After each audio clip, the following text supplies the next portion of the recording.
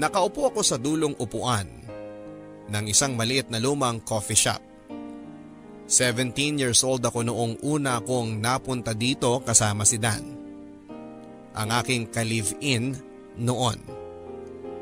Oo, noon. At oo, 17 years old pa lamang ako nang nagsimula akong makipag-live-in sa aking first boyfriend at first love at masasabing one great love na si Dan.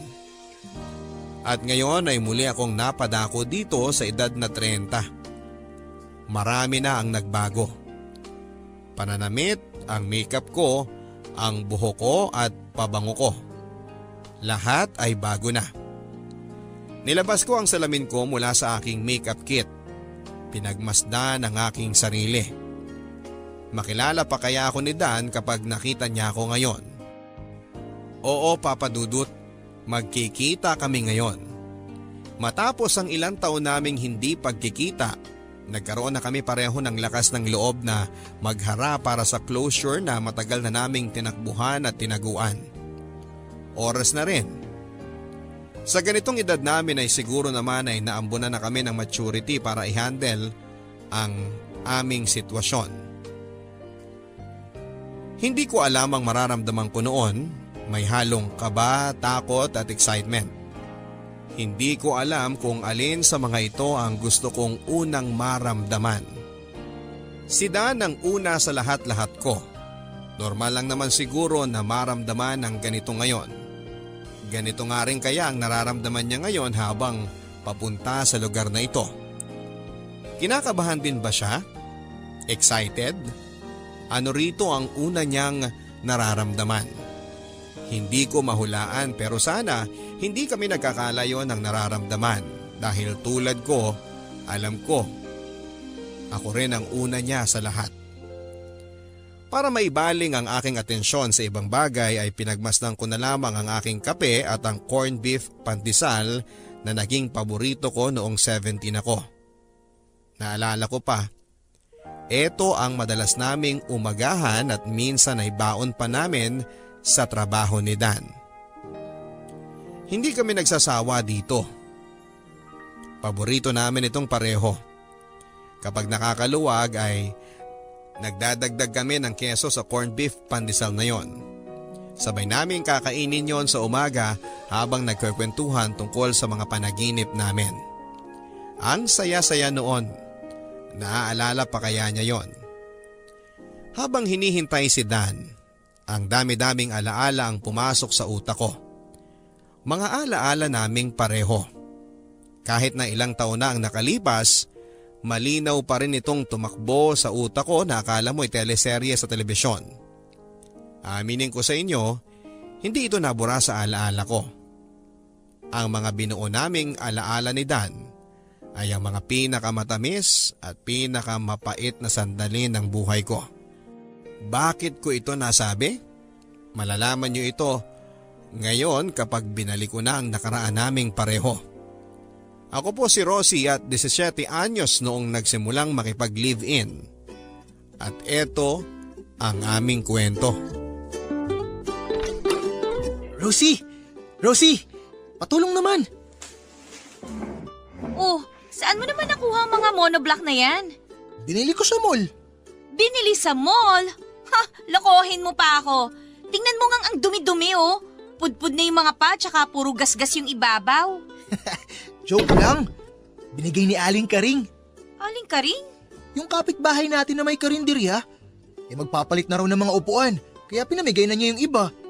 Itong dalawa na nga lang inaabutan ko kasi naunahan ako ng mga nasa kabilang kanto na suki niya. Walang mesa? Ito na nga lang yung naabutan ko eh.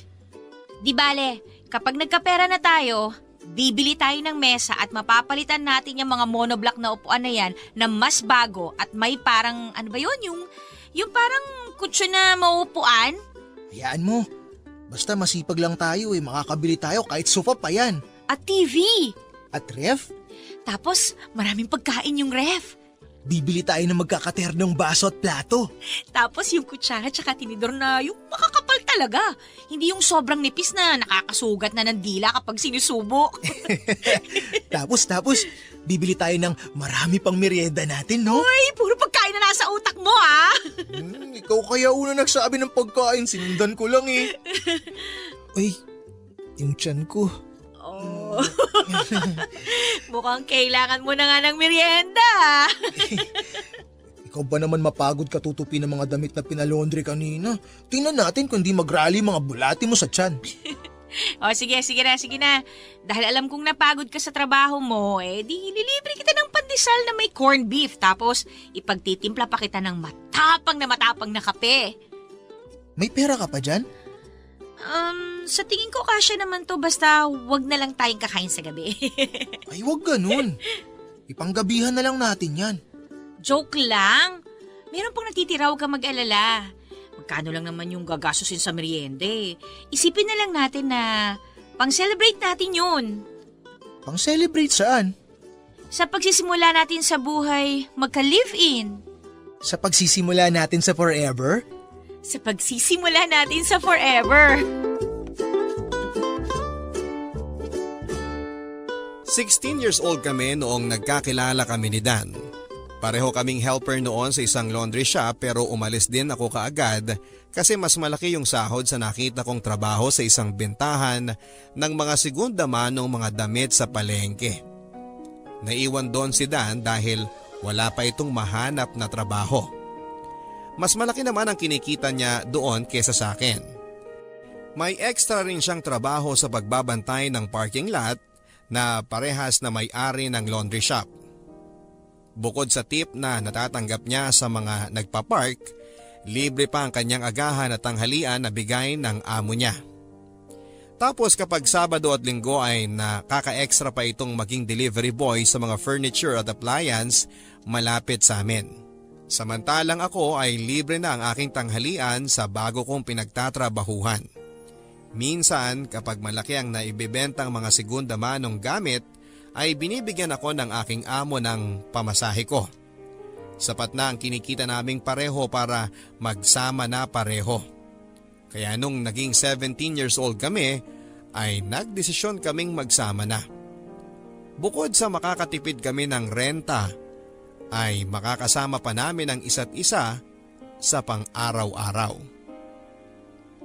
Alam kong bata kami noong nagsimula kami sa pagli-live-in. Wala pa sa tamang edad pero wala namang kumontra dahil una sa lahat ay wala namang kaming parehong pamilya na magsasabi sa amin na hindi kami pwedeng magsama. Hindi ko alam kung plano ba to ng Diyos. Planong pagtagpuin kaming pareho na iniwan ng mga magulang namin at sa mga batang edad ay natutunan namin na buhayin ang aming mga sarili. Pareho din kaming 8 years old noon. Base sa kwento sa akin ni Dan ay iniwan siya ng kanyang ina sa poder ng kanyang tiyuhin. Sabi mag-a-abroad daw pero hindi naman pala totoo. Sumama ito sa isang lalaki at doon tumira sa Mindanao. Wala na rin kasi siyang tatay at maagang namatay ang tatay niya dahil sa sakit sa atay. Wala din naman silang perang mag-ina kaya tinanggap na nila na hanggang doon na lang ang buhay ng kanyang ama. Hindi na nila nilaban pa. Ang tiyuhin niya ay isang Kristo sa isang sabungan. Madalas ay sumasama siya para matuto dahil ang sabi ng tiyuhin niya balang araw ay ipapasa sa kanyang trabahong yon. Pero hindi na nangyari yon. Dahil nung minsang nagkagulo at nagkainitan sa sabungan ay nasaksak ang tiyuhin niya. Mula nga noon ay wala nang tumulong bumuhay sa kanya. Palipat-lipat siya ng bahay na pinagkakatulungan para lamang may makain, kahit wala ng sahod. Bata pa lang ay naabuso na siya sa pagtatrabaho. Ako naman ay iniwan din ako ng aking nanay sa poder ng aming lola. At hindi ko na alam kung bakit niya ako iniwan. Mabait ang lola ko. Mahal na mahal ako noon. Sa akin na umikot ang mundo niya dahil wala na rin naman akong lolo na kasama niya sana sa pagpapalaki sa akin. Lahat ng gusto ko basta makayanan niya ay ibibigay niya. Sana nga ay hindi niya ako sinanay sa ganitong buhay dahil nung na-stroke ito ay dito na ako nagsimulang mahirapan. Hanggang sa namatay na lamang ito. Hindi ko alam ang gagawin ko noon. Basta ang alam ko, nagdasal ako ng nagdasal na sana sa lamay ng lola ko ay bumalik na si mama para kunin ako, pero nailibing na nga ang lola ko at lumipas pa ang ilang araw, pero ni anino ni nanay ay hindi ko nakita pa. Hanggang sa ampunin ako ng aming kapitbahay, hindi para gawing anak nila, kundi gawing kasambahay. Parehas na parehas kami ng naging buhay ni Dan noon. Pareho kaming nagtrabaho sa maagang edad. Pareho kaming nawala ng pamilya sa maagang edad. Parehas na parehas kami. Kaya naman noong nagkakilala na kami ay hindi namin pinakawala ng isa't isa. Ang mga katulad namin ang nagsasama talaga.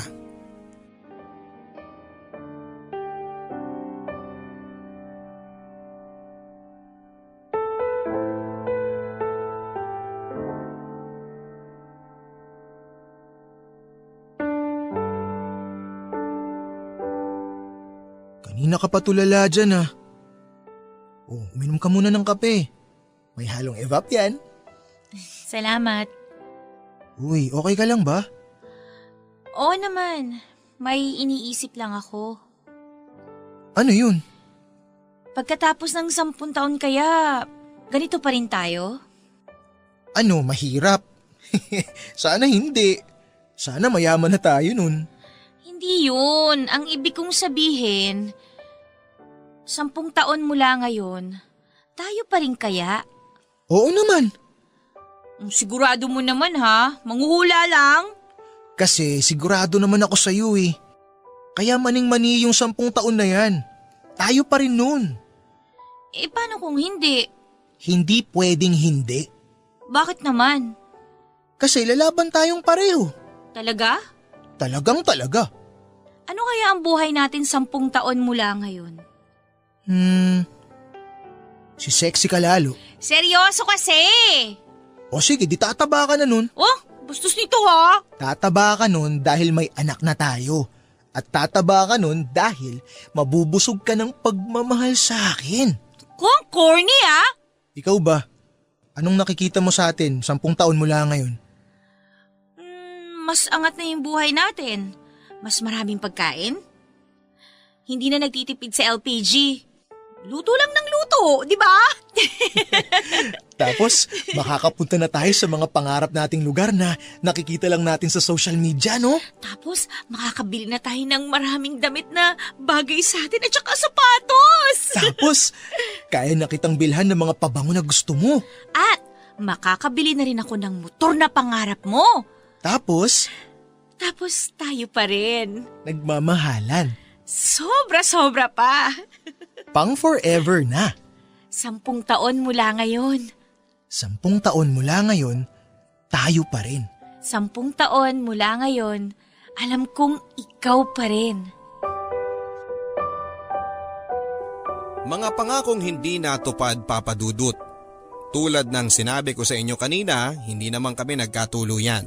Pinagtagpo pero siguro ay hindi talaga tinadhana. Pero bago naman kami natapos na dalawa ay marami kaming pinagdaan ng masasaya. Yun yung mga dahilan kung bakit kami tumagal ng 3 taon.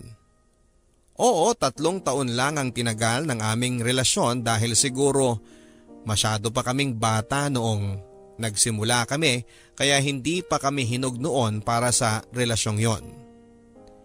Pero bago ko kayo dalhin sa mga panahong nagkaproblema at nagkahiwalay na kami, gusto ko muna kayong ipunta doon sa mga panahon na masaya kaming pareho. Kontento sa kung ano ang meron sa amin at masaya sa piling ng isa't isa.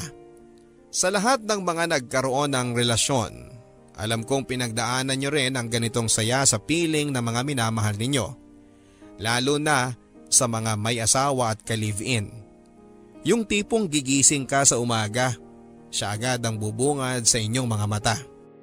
Ikaw na babae, ipaghahanda mo siya ng umagahan. Kung ano lang yung meron sa inyo, Pwedeng 3 piraso ng tuyo at 6 na kamatis na hinog na hinog. Masaya na kayo nun. Pilit na pinagkakasya ang kakaunting tuyo na meron kayo para lamang matakpan ang gutom ninyong pareho, para may lakas kayo sa pagtatrabaho. At kapag tapos na kayong kumain, si lalaki naman ang magliligpit ng kinainan. Siya na rin ang magtitimpla ng inyong kape. Pareho kayong mauupo magkaharap at paplanuhin na ang gagawin sa buong araw at sa mga susunod. Kapag oras na para umalis, sabay kayong lalabas ng bahay na magkahawak ang mga kamay. Ihahatid ni lalaki sa babae sa trabaho at hihintayin na makapasok siya sa loob bago umalis.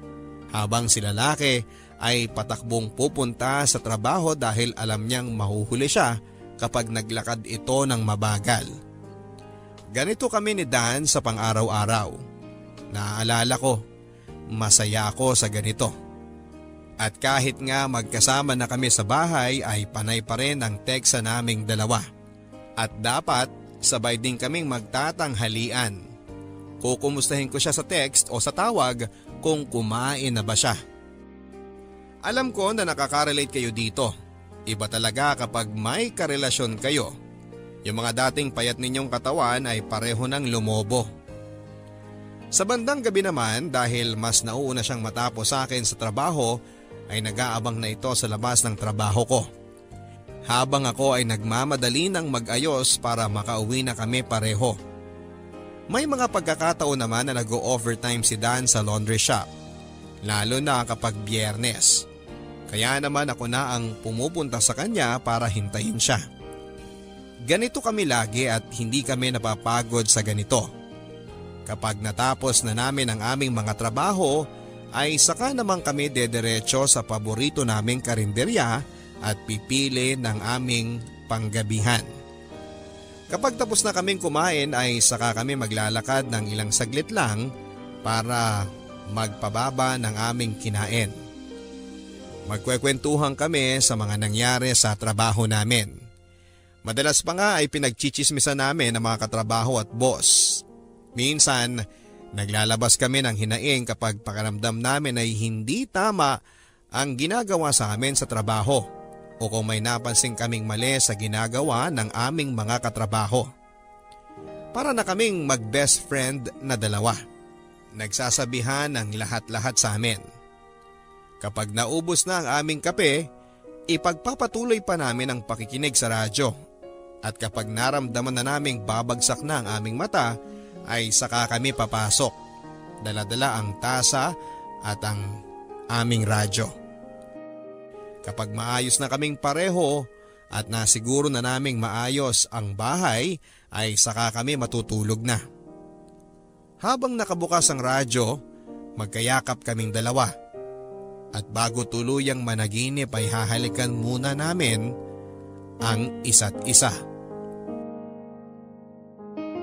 Kailangan pa rin kasi naming magtipid dahil nag-iipon pa kami ng pambili namin ng mga gamit.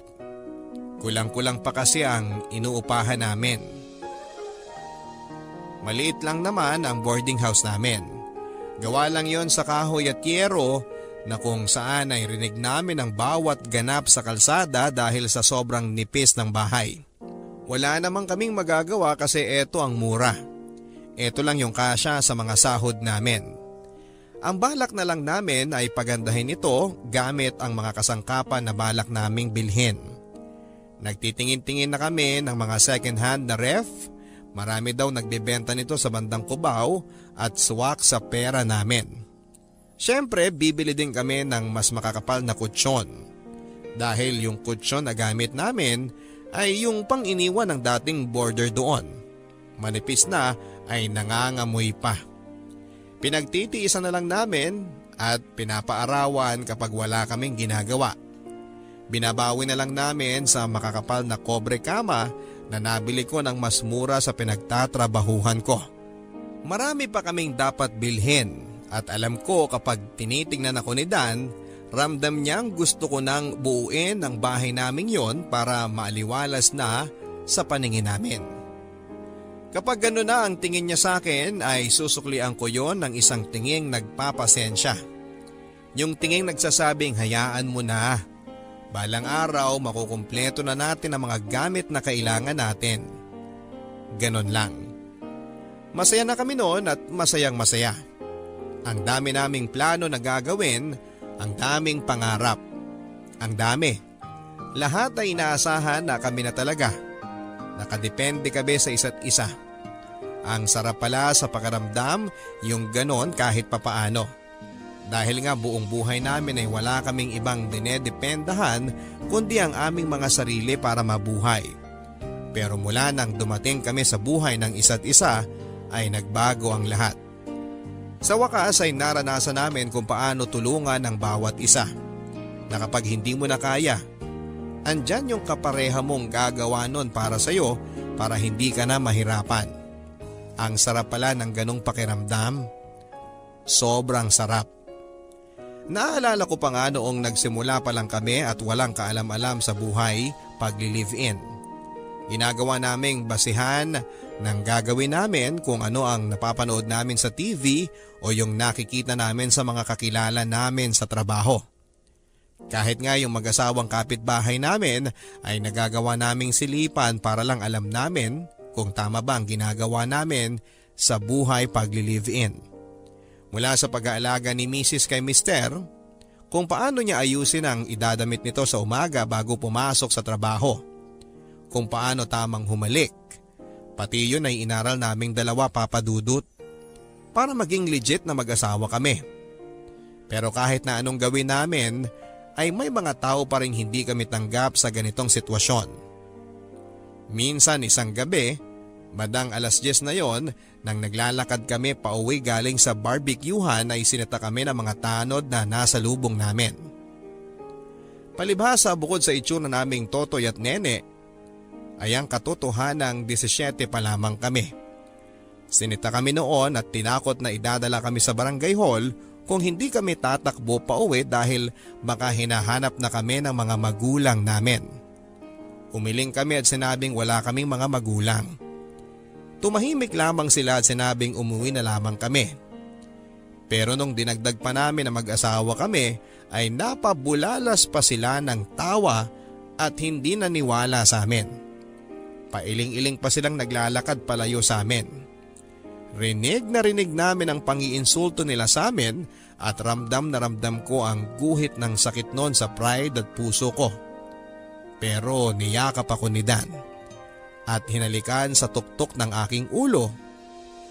Noon naman ay nawala lahat ng alinlangan at galit sa akin at ito ang alaalang binabalikan ko sa tuwing nararamdaman kong kontra ang mundo sa aming relasyon. Ang relasyon namin ay hindi naman laging puro paru-paro at bahaghari.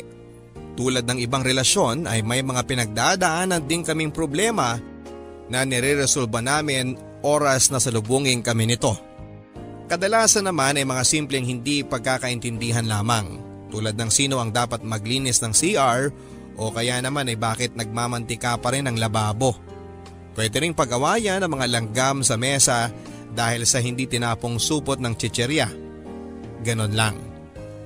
Minsan mga pinag-aawayan pa namin kung sino ang nakahulog ng sabon sa kubeta at hindi inahon pa.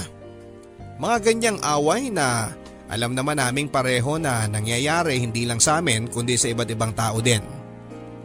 Ito yung mga away na pinagpapasensyahan na lang para hindi na lumala pa. Mga maliliit na bagay na dapat ay pinag-uusapan bago matulog sa gabi para maaliwalas ang paggising sa umaga. Mula noong nagsama kaming dalawa ni Dan sa bahay ay pansin ko ang pagiging makalat nito at pabaya. Naiisip ko na lang na palibhasa ay lalaki kaya ganun siguro. O baka naman dahil walang nakalakhang magulang na magtuturo sa kanya kung paano nga ba ang maglinis ng bahay at mga kalat. Swerte ko na lang at kahit ini-spoil ako ng lola ko ay naturuan pa rin ako nito sa mga gawaing bahay. Ang rason kasi ni lola ay babae ako. Huwag daw akong aasa na tulungan ako ng mapapangasawa ko sa pag-aayos ng bahay dahil ang trabaho ng mga lalaki ang magdala ng pera na gagastusin sa pang-araw-araw. Noong bata ako ay tanggap ko na ang ganitong prinsipyo ni Lola. Pero nung lumaki ako at nagkaroon na rin ng trabaho ay dapat patas pa rin sa gawaing bahay. Hindi lang si babae ang maglilinis. Hindi lang si lalaki ang maglalagay ng pera sa bahay. Dapat ay laging patas. Pero sa lagay namin ni Dan ay mukhang hindi siya open sa konsepto na yon. Dahil kahit pareho kaming kumikita, parang ako pa rin ang gusto niyang magtrabaho at maglinis ng bahay. Dan! Ano ba naman to? Oh, bakit? Ano yun? Eh di ba sabi ko naman sa'yo, kapag tapos ka na sa pinagkainan mo, hugasan mo naman kaagad. Alam mo namang nakatago lang yung mga langgam sa sulok-sulok ng kusina eh. At saka naghihintay lang na maruming mangkok eh. Eh kasi hinihintay nga kita na dumating at kumain muna para sa para isahang paghuhugas na lang ng plato para di sayang yung tubig. So ang lagay, ako pa rin yung maghuhugas pagkadating ko, ganon. Eh mas magaling ka namang maghugas kaysa sa akin eh. Kahit pinagkainan mo man lang, ano ba naman? Eh kapag ako naghuhugas tapos mamantika magagalit ka rin kaya mas maganda na ikaw na lang. Kaya nga ang sabi ko, aralin mo kung paano yung tamang paghuhugas ng plato para naman hindi mamantika. Eh, late bloomer ako sa mga ganyan eh. Di ko na mapag-aaralan pa yan. Da naman! Baka kahit aso, turuan ko maghugas kapag sinaulo niya ay magagawa niya. Ikaw pa kaya?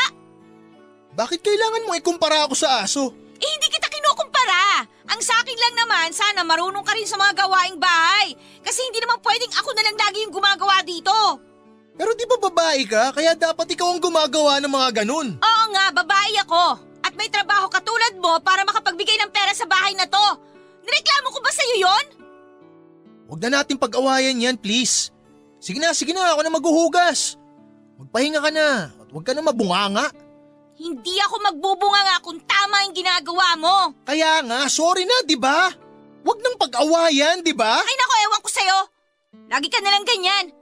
Kahit mali mo, pilit mong ipinapasa sa akin para ako yung magmukhang masama. Rosie! Saan ka pupunta? Gabi na!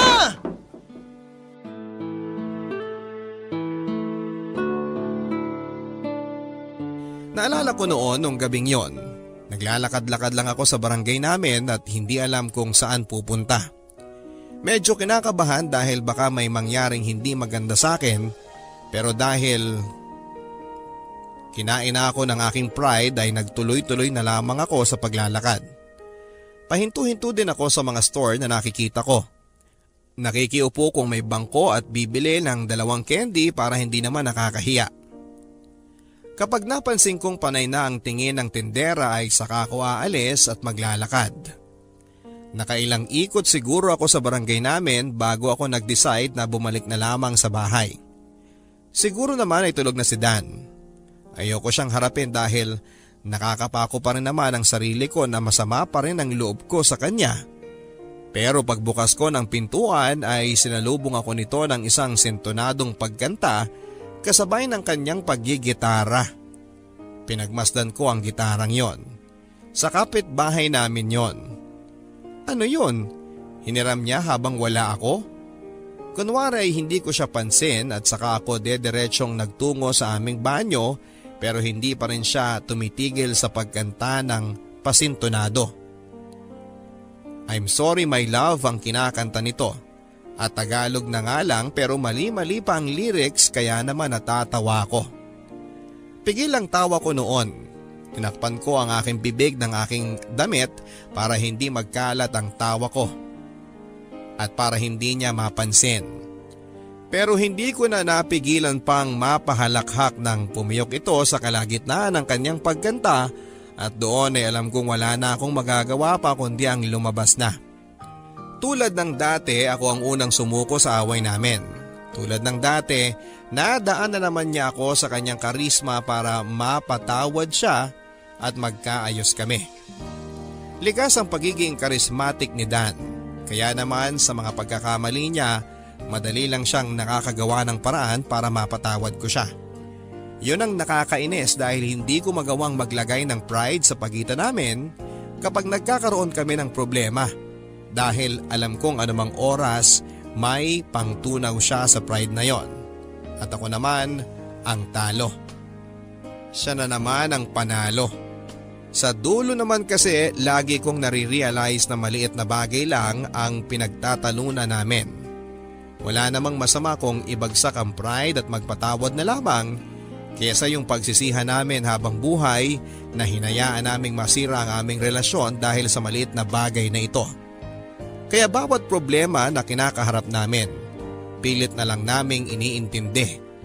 Bawat problema na sumasalubong sa amin, tinatakbuhan na lamang namin. Kadalasan, yung mga maliliit na problema na ito na binabaliwala namin ay hindi naman talaga nabibigyan ng solusyon.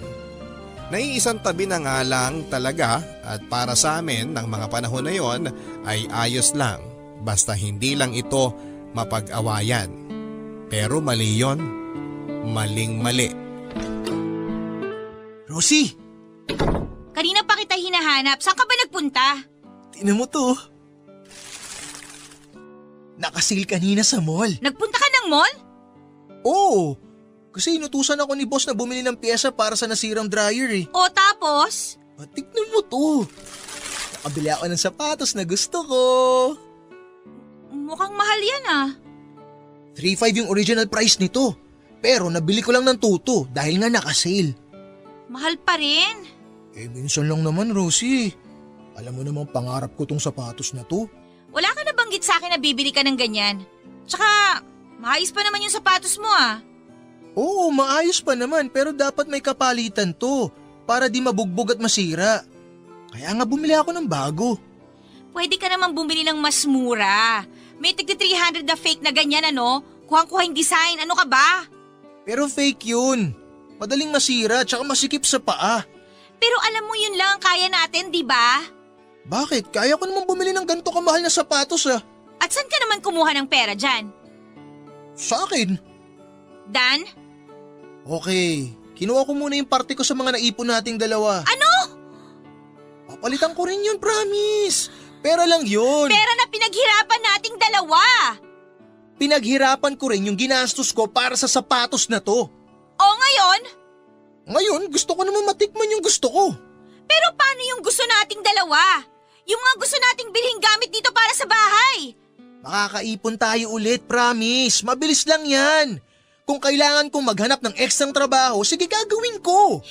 Hindi yun yung gusto kong puntuhin dito, Dan. Nakaplano na yung pera na yun para sa mga bibilhin nating gamit dito, di ba? Yung ref, yung sala, at saka yung dining set, plato, tsaka yung kalan. Oh, paano na yung mga yun? Di pa naman natin kailangan yung mga yun eh. Anong hindi natin kailangan doon? Di naman tayo masyadong kumakain dito sa bahay dahil di ka naman marunong magluto masyado. Talaga bang... Kaya di na natin kailangan ng ref para pag-imbakan ng mga pagkain. Kung gusto mo ng malamig na tubig, edi bumili tayo ng yelo sa kapitbahay. Tres lang yun. Dan, ano ba namang... Yung sala set, okay pa naman tayo sa monoblock na nahingi ko, di ba? Oh, tsaka meron naman tayong naremedyohang lamesa para pagkainan natin. Bakit pa tayo bibili ng mga yun? Kaya pa naman. Labo mo, Dan. Plano natin yun eh. At alam mong mas importante yun kesa dyan sa sapatos mo. Bakit? Mapapalamig ba niyan yung karne na bala kong iimbak sa ref, ha? Mauupa ko ba yan tulad ng sofa na gusto ko? Diyan ba ako kakain kapag nagugutom ako? Pwede bang maglabas ng apoy yan kapag magluluto na ako? Sumagot ka! Ewan ko sa'yo! Kinuha ko lang naman yung parte ko ah! Kung gusto mong bumili ng mga gamit na yon, edi gamitin mo yung natirang pera. May 2,000 pa ron. Kung ano-ano pinagsasabi mo? Hindi yun sa 2,000 lang eh! Ano? Ayoko na makipag-away sa'yo! Oh, saan ka na naman pupunta? Tulad ng dati, ang solusyon ay ibalibag ang pintuan. Kung patuloy kami sa argumentong yon, hindi kami matatapos. Hindi rin kami parehong mananalo dahil alam naming parehong may sasabihin ang bawat isa. Kailangan ko lang sigurong magpalamig. Baka mamaya ay kakalma na ako. Tulad din siguro ng dati, pag uwi ko, may nakahandang pasori si Dan sa akin. Pero sa pagkakataong yon ay binahayan din siya ng pride at hindi niya ginawa ang ginagawa niya sa akin dati kapag nagkakaroon kami ng away. Walang pagkanta, walang paggitara, pagsorry o paglalambing man lang. Naabutan ko itong tinitignan at pinipicturan ang kanyang sapatos. Tinignan kong sandali ito pero bumalik muli ang atensyon sa sapatos. Mas lalo akong napika. Diretso ako nun sa kama at pinilit matulog, maya-maya pa ay sumunod na siya. Akala ko noon ay yayakapin niya ako para mag-sorry na pero tumalikod ito hanggang sa nakatulog na. Kinabukasan ay pareho kaming walang imik. Walang balak magbaba ng pride ang isa sa amin. Hanggang sa gabi ay wala kaming imikan hanggang sa ako na lang ang hindi nakatiis at kinausap ko siya. Nagtanong kung may dumating na bang bill ng kuryente. Umiling siya. Doon na kami nagsimulang mag-usap na parang wala lang nangyari nung nakaraang gabi. Na isang tabi na naman ang problema. Patay mali siya. Walang nagsorry sa pagkakataong ito. Hindi na solusyonan ang problema. At sa mga sumunod ay ganoon na rin ang nangyari. Wala nang sorry-sorry kapag nagkakaroon ng away. Basta na lang tatanggapin na ganoon talaga. Hindi mag-aargumento at hindi na lang mag-uusap at iimik kapag pareho ng malamig ay saka mag-uusap tungkol sa ibang bagay na kunwari ay walang ibang nangyaring problema. Ganon kami. Pero mali yun. At dahil nga nasanay kaming pareho na iisang tabi ang mga maliliit na problemang ito, ay hindi namin napansin na magdudulot pala ito ng isang bagsakang problema sa amin. Dahil naipon ito ng naipon ay hindi namin napansin na sinisira na pala kami nito ng paunti-unti. Hindi ko rin alam kung paano kaming umabot ng 3 taon na puro problema at hindi pagkakaintindihan. Mas lalong hindi ko alam kung paano kami tumagal na isinasantabi na lamang ang mga dapat ay sinusolusyonan. Mahal ko siya. Alam ko na mahal pa rin niya ako. Ramdam ko pa rin naman kapag natutulog kami sa gabi at hindi niya namamalayang napapayakap at napapasabi ito ng I love you sa akin. Dahil sa panaginip? Dahil nakasanayan? Hindi ko rin alam, Papa Dudut. Basta sa akin ay ayos na yon para maisip ko din na hindi sukuan ang relasyon na yon. Sa bawat araw ay tumindi ang pagiging selfish ni Dan. Halos 100 piso na lamang ang naiaambag nito sa gastusin namin dahil mas inuuna niya ang kanyang luho. Maya't maya ay may bago itong gamit na nabibili sa mall. Headset man yan o damit o bagong casing ng cellphone. Nakahanap din ito ng kainuman tuwing Sabado na nagiging dahilan para hindi ito makabangon ng maaga para makapag-date kaming dalawa. Pero okay lang, pinalagpas ko yon. Sige, ayos lang. Sumunod na nawala ay ang kanyang trabaho sa parking lot dahil nga tuwing Sabado ay mas inuuna nitong uminom at sa Linggo naman ay maghapon itong tulog. Kaya naman ang sahod na lang niya sa laundry shop ang inaasahan niya na madalas ay wala ding natitira dahil babalik tayo sa kanyang luho. Doon ay napupunta kaya sa dulo 100 piso lang ang naiaabot nito sa akin na kulang na pangbayad ng kuryente namin. Pero sige, pinagpasensyahan ko ito tulad ng dati. Dahil nga sa sahod ko na lang ako umaasa para sa mga bayarin sa bahay, ay nagkulang ito kaya wala akong ibang nagawa kundi ang gamitin ng ipon na sana ay pambili namin ng mga gamit. Pagtingin ko roon ay nabawasan na itong muli. Naisip ko marahil ay kinuha ulit ni Dan ang ibang parte roon. Sige, okay lang yon. Okay lang talaga. Kung ano man yung natira sa ipon namin, yun na lang ang pagkakasyahin ko para sa mga bayarin namin. Sana nga ay magkasya. Kung hindi man ay hahanap na lamang ako ng pag-e-extrahan. Pwede ako maging barker para sa mga taxi malapit sa isang call center na tinuro sa akin ng amo ko. Total ay malaki naman daw ang bunganga ko at malakas ang boses ko, sabi ni Dan sa akin nung nag-aaway kami. Kaya siguro pasok na akong maging barker. Hindi ko na rin sasabihin pa kay Dan na papasok ako sa ganitong trabaho sa gabi. Wala din naman itong pakialam sa akin. Mas tutok ito sa cellphone niya at bagong tablet na binili niya noong nakaraan. kesa yung alamin kung anong ganap sa akin at alamin kung kaya ko ba ng pera ko na buhayin kaming pareho. Unti-unti ay nabago ang routine naming pareho, Papa Dudut. Yung dating pagsundo niya sa akin sa trabaho ay hindi na nangyayari pa. Basta uuwi na lang ako at madadatnang ko siyang nakahilata sa kama at ang pinagkainan niyang pinagpiestahan na ng mga ipis at langgam. Parang na-refresh ulit ang utak niya at nawala ang nakasave na usapan namin na wag hayaang may maruruming pinagkainan sa lababo. Pero sige, ayos lang. Para wala ng away ay hindi na ako magsasalita pa. Hindi na ako magbubunga nga pa. Irereserba ko na lang ang boses ko sa pagtawag ng taxi para sa mga ahente. At least doon ay kikita pa ako. O bakit ngayon ka lang? Galing ako sa trabaho. Alas 7 natatapos ang trabaho mo, di ba? Alas 3 na ng madaling araw. Anong klase bang tindahan ng segunda mano yung pinagtatrabahuhan mo na yan, ha? Barker ako ng mga taxi sa call center. Kailan pa? Isang buwan na. Bakit ngayon ko lang nalaman to? Nagtatanong ka ba?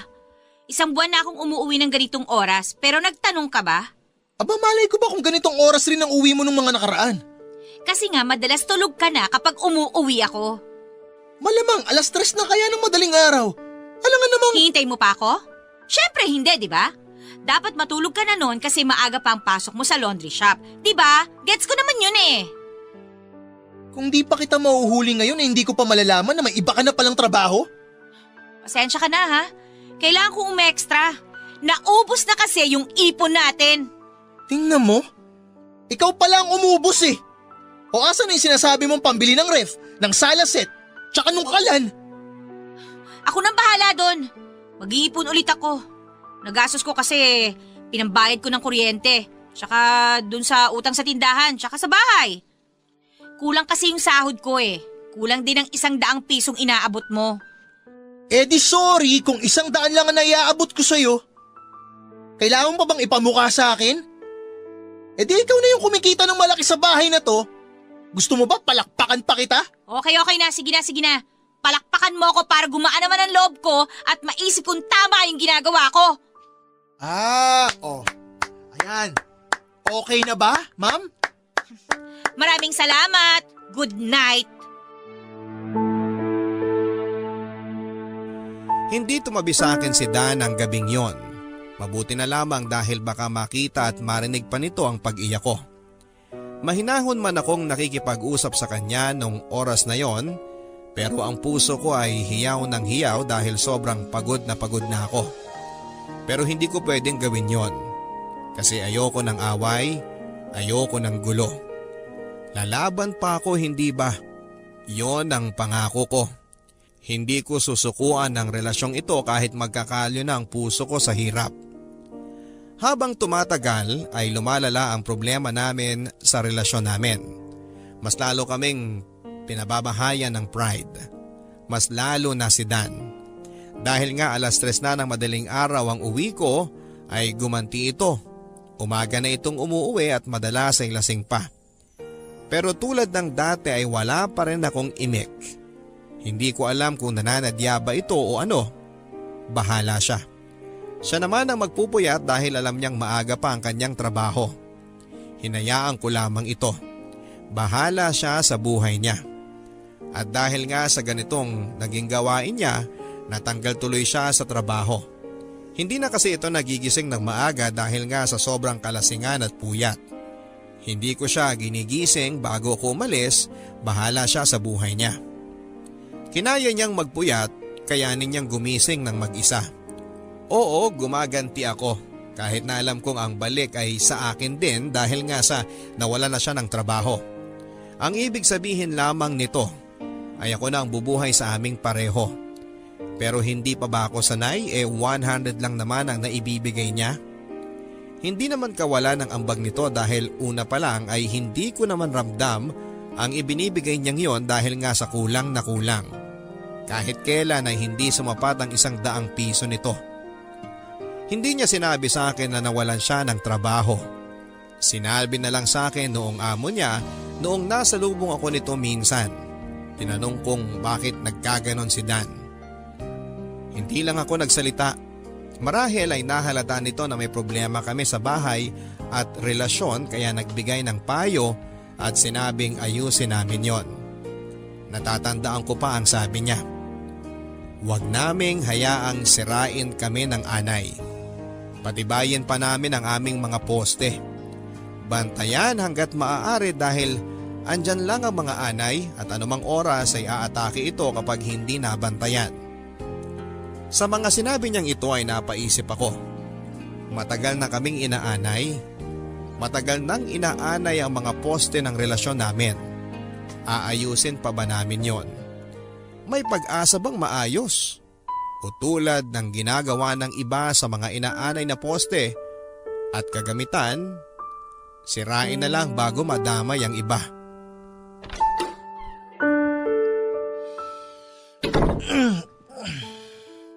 May ulam pa ba? Wala. Di naman ako nagluto. Oo nga pala, hindi ka nagluluto. Kasi wala naman tayong gas. Matagal nang wala. Oo nga pala, kaya panay karinderya tayo dati. Upo ako sa tabi mo ha. Tulog ka na nga. Alam mo masaya nun, nung nagkakarinderya pa tayong dalawa. Yung paunahan tayo ng ulam, paunahan kung sinong makakakuha ng masarap. Tapos, bawal magpalitan. Dapat ubusin kung ano yung in-order mo para parusa sa katangahan mo. Buti naaalala mo pa yan. Bakit ikaw? Nakalimutan mo na? Medyo. Yung mga kinakanta natin kapag naglalakad tayo pa uwi pagkatapos natin kumain. Para tayong mga lasing. Tinatawalan tayo ng mga aso kasi ang pangit ng boses natin. Naaalala ko. Tapos yung pag-uwi natin ng bahay, bibilangin natin kung ilan yung ipis na napatay natin dahil sa in-spray natin ng umaga bago tayo pumasok sa trabaho, di ba? Naalala mo. Tapos makokonsensya ka kasi may baby ipis kang napatay. Tapos tatawanan kita. Naaalala ko nga. Yung mga pinag-uusapan nating plano, gagawin natin sa mga susunod na buwan at taon. Yung mag-iipon tayo para makumpleto yung mga gamit natin? Oo. Naalala ko yan. Yung pangako natin na makakalipat tayo ng lugar na mas maayos at hindi tumutulog kapag tag-ulan para nagagamit natin yung mga palanggana sa paglalabalang at hindi pang sahod ng tulong mula sa bubong. Naalala. Yung promise natin na bibili tayo ng cake tuwing mansary at anniversary natin para hindi puro corned beef pandesal ang handa natin. Pero alam mo, mas masaya ka nun sa corned beef pandesal. Masaya ka na rin nun sa ganun. Kontento tayo sa ganun. Tulog ka na. 3 taon na tayo, no? Pero mo, tumagal tayo ng ganun. 3 taon na puro problema, away at pride. Pero naging masaya ka rin naman, di ba? Kasi ako, oo. Oo, naging masaya ako. Naging. Di ka na masaya ngayon? Tulog ka na. Bakit ba tayo naging ganito? Matulog ka na. Masaya naman dati, di ba? Matulog ka na sabi. Alam mo bang hirap na ako matulog mula nung tinuloy-tuloy ng tadhana yung mga problema sa atin. Ang hirap na ako makatulog eh. Alam ko. Ganun din naman ako eh. Rosie, Bakit? matulog na tayo? Sige.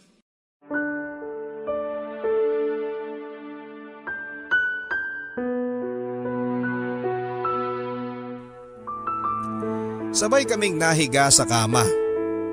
Sa mga unang minuto ay nagpakiramdaman kaming dalawa kung sino ang unang magpapatalo sa antok. Nakapikit kaming pareho pero ramdam ng bawat isa sa amin na hindi pa kami dalawin ng antok. Siguro 2 oras ang lumipas bago may isa sa amin ang bumigay na sa tulog. Si Danyon. Habang ako ay mulat na mulat at nakatitig sa kanyang mukha. Sa mukha na minsan ay ginusto kong tignan sa bawat minuto. Yung mukhang ilang taong kong minahal at ninependahan ng kasiyahan. Yung mukhang akala ko ay makikita ko ang pagbabago dahil magkasama kaming tatanda pareho. Pero hindi na yata yon mangyayari. Dahan-dahan akong umalis ng kama at sinigurado kong hindi siya magigising. Tinignan ko ang orasan, 30 minutos na lamang marahil ay aakyat na rin ang haring araw. Kailangan ko nang bumangon hindi dahil may pasok pa ako, kundi para isagawa ang matagal ko nang pinag-isipang gawin. Tinungo ko ang kusina, nagpainit ng tubig para sa kape sa lumang rice cooker namin. Yung rice cooker na konti na lang ay hindi nagagana pa. Yung rice cooker na pinagpapainitan na lang ng tubig, pampaligo at pangkape dahil hindi naman kami nakabili ng bigas para magluto. Sinaling ko ang ibang mainit na tubig sa termos. Baka kasi maisipan ni Dan na magkape pagkagising niya. Sayang din naman kung itatapon ko yon. Nagtimpla na ako ng kape, hindi ako naglagay ng evap o asukal. Purong kape. Maitim na maitim yon. Mapait na mapait. Ngayon ko lang ito gagawin. Ngayon ko lang ito susubukan. Gusto ko na kasing magising. Naupo ako habang tinitignan ang kape. Kaya ko ba ito? Kaya ko bang gawin ang hindi ko nakasanayan? Sanay ako sa matamis at hindi sa mapait. Pero kapag sinubukan ko naman ito ay baka tumamis din sa dulo. Baka masanay din ako. Sinubukan ko ang kaping yon, mapait at sobrang mapait. At kahit nakailang higop ako ay hindi pa rin ito tumatamis sa dila ko. Siguro ay hindi nga tatamis yon dahil dapat ko na lang tanggapin. Siguro ang dapat ko lang gawin ay sanayin ang sarili ko sa pait at tanggapin na ganun talaga yon. Mapait na mapait at susubukan ko pa rin ang kaping ito kahit sobrang pait. Para sa pagbabago ko. Hinugasan ko ang baso ko matapos kong pilitin ang sariling ubusin ang kapeng mapait na yon. Bumalik ako sa kwarto namin at tinignan ang nahihimbing na si Dan. Napangiti ako. Bigla ay bumalik ang matatamis naming alaalang dalawa pero kasabay ng pagtitig ko sa kanya ng matagal ay unti-unti itong napalitan ng mapapait na alaala. At hindi ko alam kung masasanay ba ako sa ganong klase ng pait o hihintayin ko ulit na tumamis ang lahat. Tatamis pa ba? Sa tingin ko ay hindi na. Kinuha ko ang backpack sa cabinet. Backpack na napuno na ng aking damit na kailangan ko para sa plano ko. Kinuha ko lang ang kailangan ko. Yun lang naman ang dapat. Hindi ko na kailangan ng maraming bitbit sa gagawin ko. Baka makadagdag lang ito sa bigat ng dibdib ko. Oras na para gawin ko ito. Matagal ko nang pinag-isipan. Oras na para isabuhay ko. Aalis na ako. Aalis na ako sa bahay na minsang naging matamis para sa akin pero sa huli ay naging mapait na. Bitbit ang backpack ay muli at huli kong pinagmasdan si Dan. Isang tingin na nagpapaalam na at nangakong hindi na lilingunin pa.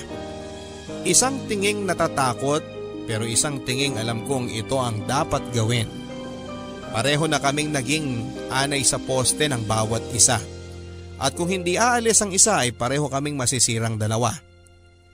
Paalam Dan. Salamat sa 3 taon.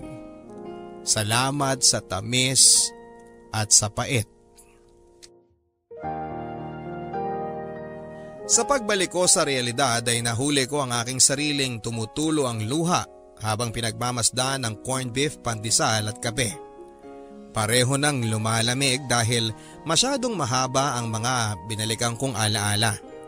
Pinahid ko ang mga luha ko sa likuran ng aking palad. Lumingon-lingon sa paligid baka kasi may makakita. Wala pa rin si Dan. Mabuti na lang. Nilabas ko ang aking makeup kit at nag-retouch. Sa pagtingin ko sa salamin ay bigla akong nanibago sa aking itsura. Siguro kasi kanina ay 17 anyos kong mukha ang iniisip ko. Kaya hindi ko naisip na ibang-iba na pala ang itsura ko ngayon. Marunong na akong mag-makeup, medyo pumuti na rin, dala na rin siguro ng aircon sa opisina kung saan ako nagtatrabaho bilang sekretary. Oo, matapos akong umalis sa bahay namin ni Dan ay inayos ko ang buhay ko. Para saan pa at umalis ako kung sisirain ko rin, hindi ba? Pero ang hirap nun. Ilang araw o buwan ata akong tulala. Panay ang iyak kapag umuwi ako sa inuupahan kong kwarto. Ang hirap mag-isa lalo na kung nasanay ka nang may kasama lagi. Naisip ko nga noon na kaya ko namang mag-isa, hindi ba? Bata pa lang ako ay natutunan ko na yan, pero nag-iba ang lahat ng nakilala ko si Dan. Sa kanya ko dinepende ang lahat. Ang sarap sa pakiramdam pero mali pala. Kaya para mawala ang lungkot ko ay sinubukan kong makipagrelasyon sa isang lalaking ibang-iba kay Dan. Dahil baka sakaling dito ay tumama na ako. Baka kasi hindi katulad ni Dan ang para sa akin. Nakipagrelasyon ako sa isang lalaking matanda ng 20 years sa akin. Isang byudo pero may maliit na negosyo at masipag. Hindi katulad ni Dan na wala nang trabaho ay tamad pa. Marunong din sa bahay, hindi katulad ni Dan. Basta lahat-lahat ay ibang-iba kay Dan. Akala ko kasi ay dito ako magiging masaya pero mali pala.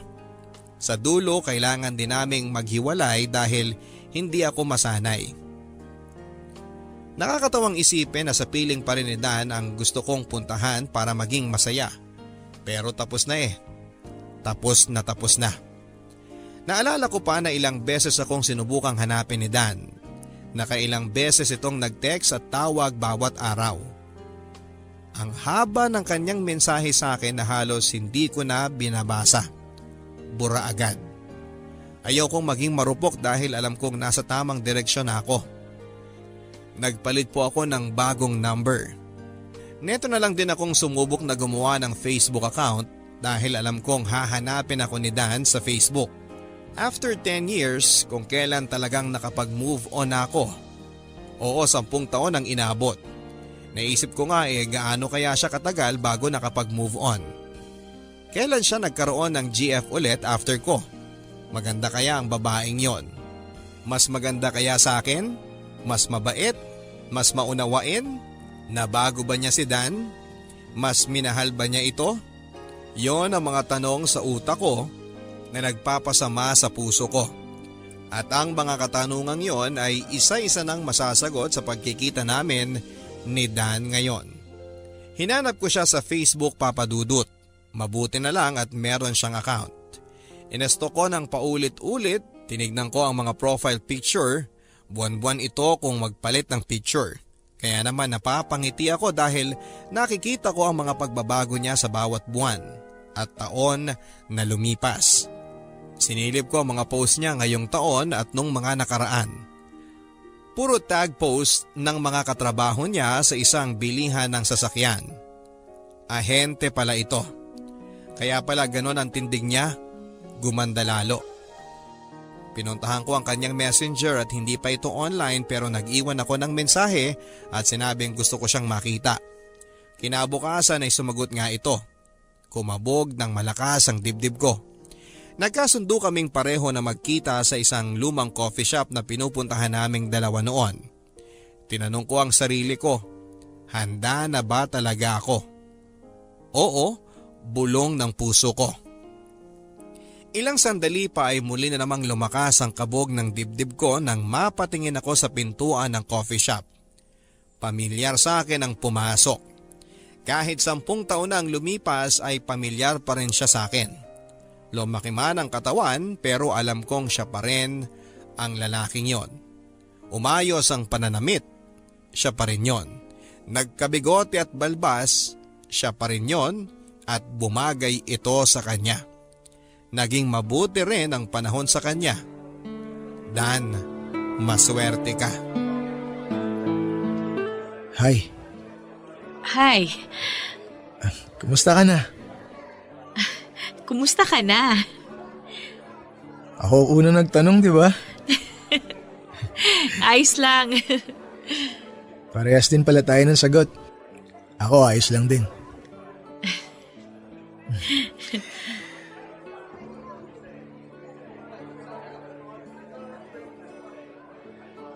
10 years. Oo. Wow. Ang tagal na pala, no? Kaya nga eh.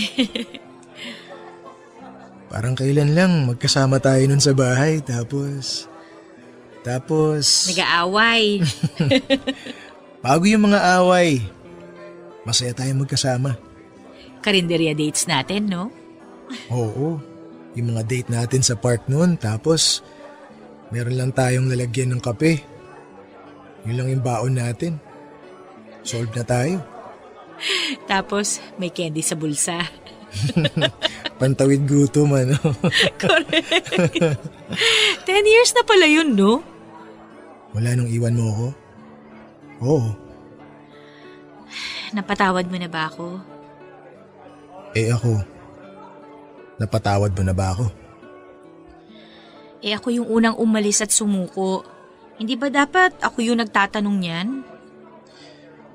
Pero, ako naman yung dahilan kung bakit ka umalis at sumuko. Kaya, ako ang magtatanong sa'yo nun. Oo, Dan. Kung ako naman ang tatanungin mo, oo, syempre. Napatawad na rin kita.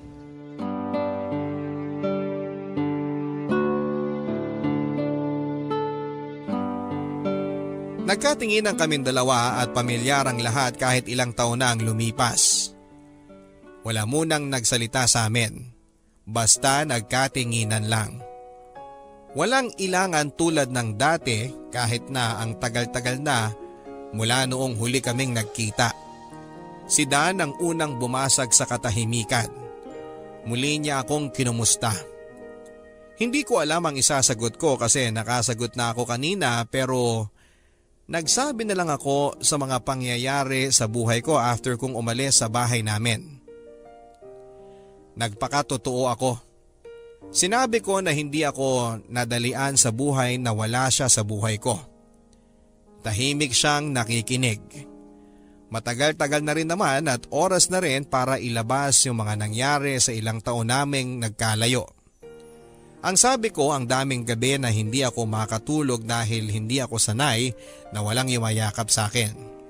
Hindi ako sanay na walang kaagaw sa kumot na dati naming ginagawa lalo na kapag pasapit na ang madaling araw sa mga buwan lalo na ng Disyembre hanggang Pebrero. Matagal din akong hindi tumikim ng kape. Sabi ko sa kanya ngayong taon lang ulit ako sumubok magkape nang alam kong kaya ko nang tikman ng pait. Ang sabi ko sa kanya ay parang wala nang lasa ang init at ang kape para sa akin mula nang hindi na kami nagkasama. Nakatingin lang si Dan habang sinasabi ko yon sa kanya. Hindi ko alam kung ano ang tumatakbo sa utak niya. Ganon din ba siya? Tulad ko ay nahirapan din kaya siya? Oo, yun ang sagot niya. Nahirapan din siya noong nawala ako sa buhay niya. Ang kwento niya sa akin noong gumising siya bandang tanghali na akala niya ay pumasok lang ako sa trabaho kaya hindi naman siya kabado na wala na ako. Wala siyang kaalam-alam. Uminom pangaraw siya kasama ng kaibigan niya. Umuwi siya madaling araw tapos ay napansin niya na wala ako. Kaya natulog na lang siya. Nang magising siya ay wala pa rin ako. Naisip niya na baka hindi niya namalayan na dumating ako ng madaling araw at hindi na rin niya namalayan na umalis ako papunta ng trabaho. Wala siyang kaalam-alam na wala na pala ako. Lumipas ang 3 araw na ganon. Saka pa lang niya nahalata na wala na nga ako. Doon ay sinubukan niya akong hanapin, kontakin pero wala. Para daw siyang mababaliw noon. Hindi ko makain ng maayos, parayang inom at sa huli ay umalis na rin siya sa dating bahay namin dahil alam niyang hindi niya mababayaran ng upa doon para sa susunod na buwan at wala nang dahilan para manatili pa roon dahil wala na nga ako. Napakagatlabi ako sa mga pag-amin niya. Tinatanong ko siya kung ano ang naging gamot niya para makalimot. Umiling siya basta ang sabi niya isang araw ay tinanggap na lang daw niya na wala na ako. Hindi na ako babalik. Doon niya sinubukang bawiin ang dating siya. Ayusin ang dating siya. Marami itong sinubukang trabaho, naging janitor at kung ano-ano pa at sa awa ng Diyos ay nakapasok siyang ahente ng sasakyan sa tulong ng dati niyang pinagtrabahuhan na gusto siyang matulungan. Tinulungan siya kung paano makabenta ng mga sasakyan at kung ano ang dapat gawin. Nahirapan siya nung una dahil wala naman siyang ideya sa mga ito. Pero nung naisip niyang kailangan naman niyang ayusin ang buhay niya ay inaral niyang mabuti ang lahat ng aspeto. At heto nga, maayos na siya. Masaya na, napangiti ako habang nagkukwento siya. Natahimik kaming muli at hindi ko alam kung sino sa aming dalawa ang nagsimula ulit magtanong. Nagkatinginan at nagkangitian. Parang hindi na kailangan magtanong pa at ungkatin ang nakaraan. Hayaan na lang namin yon kasi kahit na ano naman ang paghalungkat namin sa dati ay hindi na yon mahalaga sa ngayon dahil magkakaiba na kami ng buhay. Magpasalamat na lang kami na naging parte kami ng kahapon ng bawat isa. Alam ko na sa isip ninyo dapat ay magtanong pa dahil kailangan ng closure. Pero para sa amin ay matagal na kaming nagkaroon ng closure. Yung pagtanggap na hanggang doon na lamang ang relasyon namin. Para sa amin ay yun na yung closure na kailangan namin. Bale, saan ang lakad mo ngayon yan? Mag-grocery lang ako. Masyado ata maaga natapos yung pag-uusap natin Hindi naman kasi kailangang pahabain pa eh.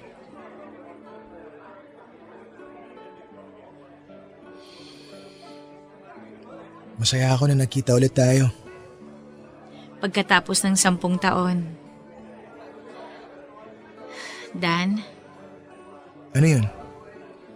sorry ah. Tsaka maraming salamat din. Ha? Sorry kung hindi natupad yung mga plano natin dati. Naintindihan ko naman yun. Rosie, sorry din kasi parte ako kung bakit hindi natupad yung mga yun. Maraming salamat. Para saan naman yan? Maraming salamat kasi pumayag kang magkita tayo ngayon. Rosie, Oh, salamat sa in-order mong corned beef pandesal para sa akin wala yun. Salamat talaga.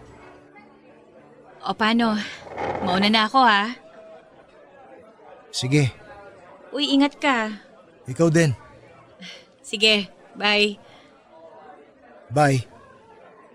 Hanggang sa muli. Hanggang sa muli natin pagkikita.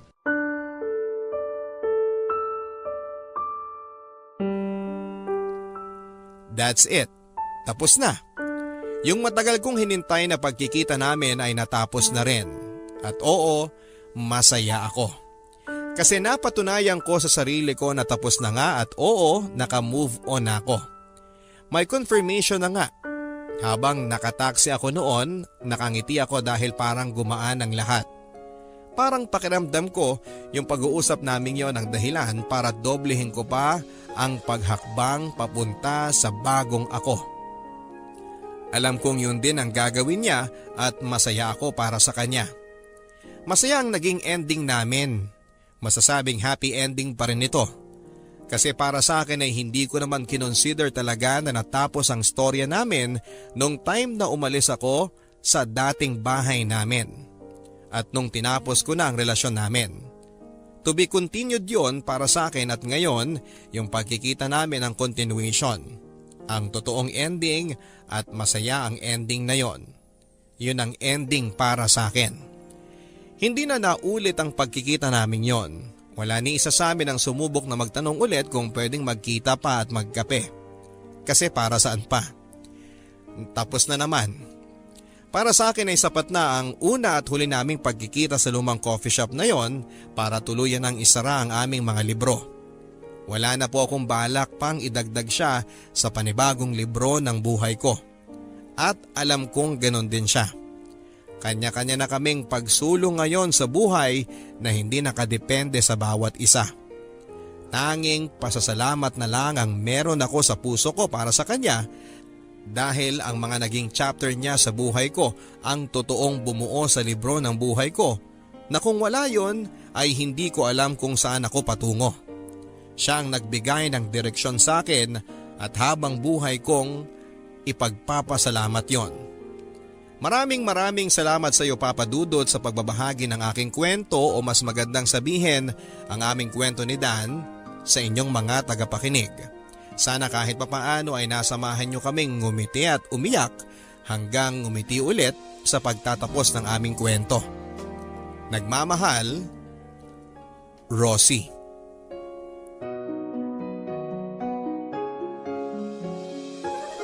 Sa pagsasama nilang dalawa mga kaibigan ay mas nakilala nila hindi lamang ang mga sarili nila kundi mas nakilala nila ang katotohanan na hindi nga sila para sa isa't isa.